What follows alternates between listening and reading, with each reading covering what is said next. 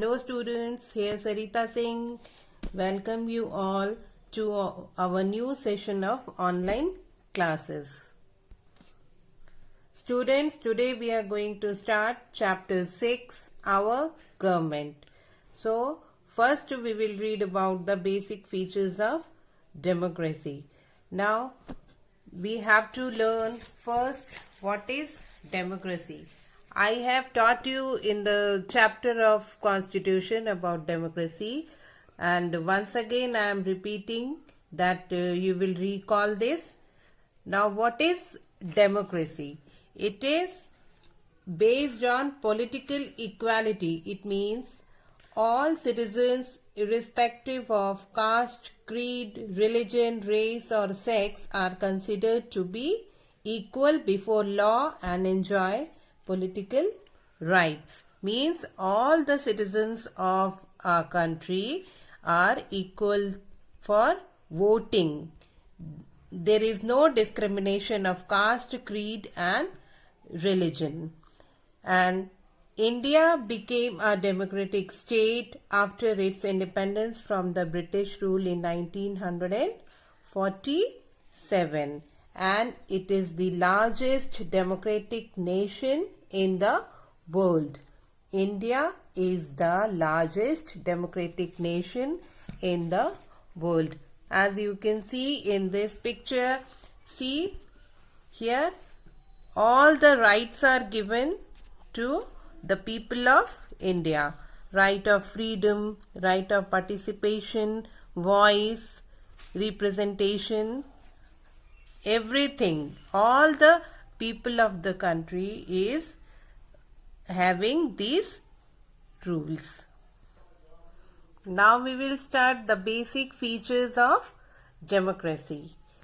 Now, the first is a democratic government provides power to people to elect their government, control it and remove it from power. You can see by this picture that the peoples are standing here to vote.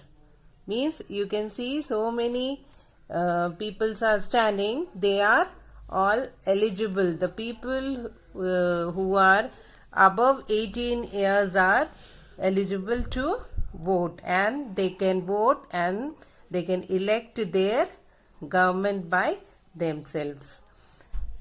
Now see, second number is people elect their representative through periodic elections and make sure that all sections of the society have a say in the functioning of the government. Means in democratic country, the power of the elected representatives would be supreme. Means the representative which is elected by the people have the supreme power to form the government. And number 3 is people can voice their opinions and put forth their problems that need to be resolved through freedom of speech. Means when the elected government is concerned in the party, so if people are having any problems regarding anything, they can through freedom of speech can follow the rules, and if any problem is there, they can put forth their problems. Now next is there is no monopoly of power by any one person or party. Means the opposition parties are also allowed to function freely before and after the elections. There is no monopoly. Means one party cannot do everything by themselves. Now next is people are free to hold meetings, hold discussions or to organize peaceful demonstrations. Means if they have any sort of problem, they can hold meetings, they can hold discussions and organize peaceful demonstrations to solve the problems. Now next is there is division of power in the state to prevent any one organ becoming the most powerful. Means there is division of power. One organ cannot become the most powerful.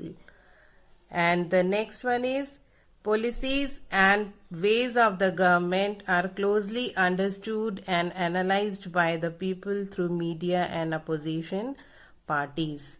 Means whatever policies the government has enforced, it should be understood and analyzed. Means the people should understood the policy what is given by the government through media or through the opposition parties. So these are the basic features of democracy. I hope you all have understood what is democracy and the basic features of democracy. So you will learn up to this for today, and the next topic we will deal in the next class. Thank you.